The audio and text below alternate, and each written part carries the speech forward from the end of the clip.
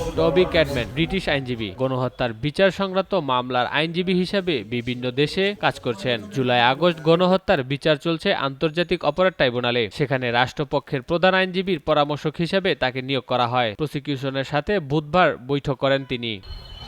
This is my second visit.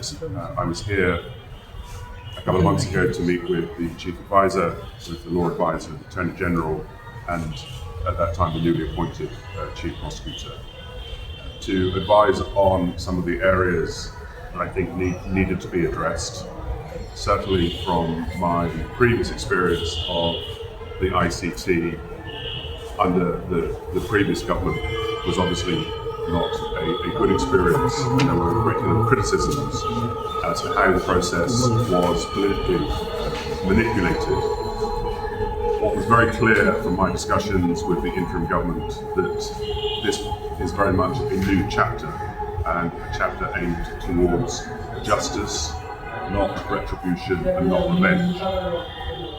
For that reason, the ICT Act has gone through some amendments with a view to ensuring that international standards are maintained, the highest standards are maintained, and that any investigation, prosecution and trial will be transparent in accordance with the law and conducted by independent and impartial professionals.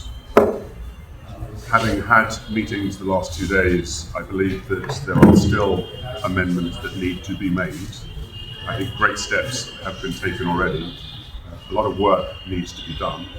July ও আগস্টে গণহত্যা ঘটিয়ে শেখ হাসিনা ভারতে পালিয়েছেন। সাবেক প্রধানমন্ত্রী হিসাবে protocol নিশ্চিত করে দেশটি শেখ হাসিনাকে রেখেছে। তাকে পলাতক দেখিয়ে ট্রাইব্যুনালে বিচারের ক্ষেত্রে সমস্যা নেই বলে মনে করেন টবি। Thank you. So I do have some experience as a prosecutor in extradition matters. Obviously, there is an extradition treaty between Bangladesh and India. But we also are aware of what has been stated so far.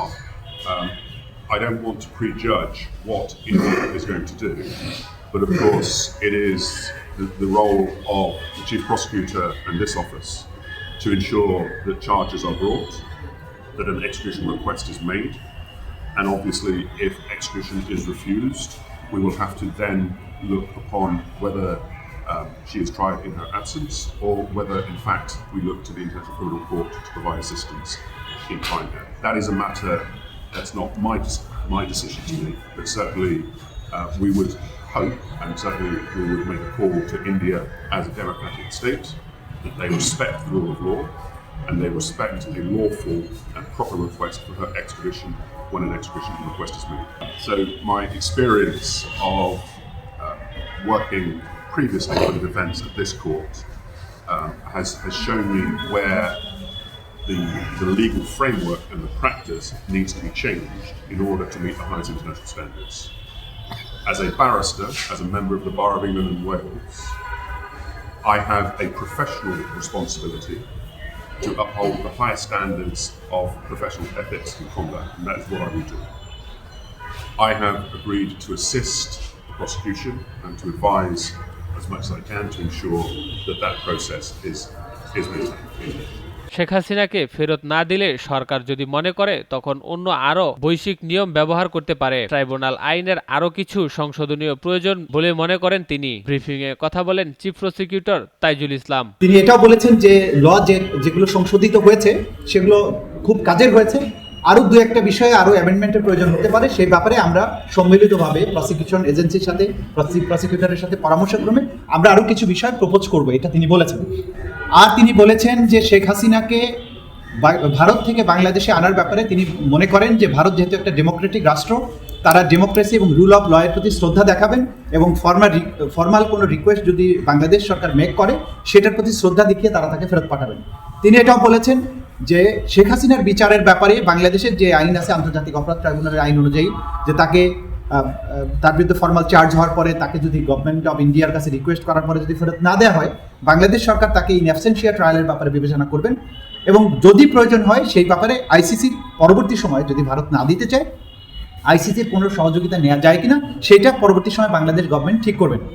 তিনি এটা বলেছেন যে মৃত্যুদণ্ড থাকলে যে সমস্ত রাষ্ট্র এক্সট্রাডাইট করতে চান না সেই সমস্ত রাষ্ট্রের ব্যাপারে বলেছেন যে তারা বাংলাদেশের বাস্তবতাটা আলাদা। বাংলাদেশের বাস্তবতায় এখানে এই মামলার ব্যাপারে যে মৃত্যুদণ্ডের বিধান আছে এটার ব্যাপারে ডিসিশন নেওয়ার ক্ষমতা হচ্ছে আদালতের।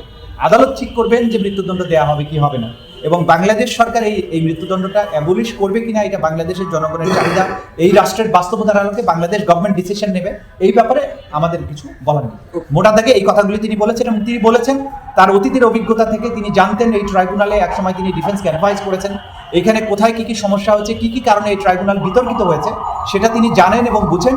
সে কারণে তিনি এই ইনভাইটেশন গ্রহণ করেছেন, আমাদেরকে অ্যাডভাইস করছেন যে অতীতে যে ভুলগুলো হয়েছে সেগুলো যাতে আর কখনো না হয়, এবং ফ্রি, ফেয়ার এবং ইম্পার্শিয়াল একটা ট্রায়াল যাতে হয়, আন্তর্জাতিক মহলের কাছে গ্রহণযোগ্য একটা বিচার হয়, সেই ব্যাপারে তিনি প্রসিকিউশন এজেন্সিকে তিনি অ্যাডভাইস করবেন, সহযোগিতা করবেন। দুনিয়ার কাছে তিনি দেখাতে চান তার অতীতে তিনি বিভিন্ন সময় আইসিসিতে, তারপরে আইসিটিওয়াই তার যে অভিজ্ঞতা ছিল সেই অভিজ্ঞতার আলোকে এই ট্রাইব্যুনালকে তিনি অ্যাডভাইস করতে চান যাতে দুনিয়ার কাছে একটা গ্রহণযোগ্য বিচার হিসাবে এটা প্রতিষ্ঠিত হয়, সেই ব্যাপারে তিনি সব ধরনের তার প্রচেষ্টা অব্যাহত রাখবেন। টবি ক্যাটম্যানকে জামায়াত তাদের নেতাদের বিচারের আইনজীবী হিসেবে ট্রাইব্যুনালে নিযুক্ত করেন, তবে তখন সরকার তাকে দেশে আসার অনুমতি দেয়নি। ডক্টর ইউনূস সরকার গঠনের পর দ্বিতীয়বারের মতো বাংলাদেশে আসেন, কাজ করতে পেরে ভালো লাগছে বলে জানান তিনি। এই ট্রাইব্যুনালে 4টি মামলায় শেখ হাসিনা তার মন্ত্রী আমলা সহ 72 জনের বিচার চলছে। শাহিনুল ইসলাম নূর, নন্দন টিভি।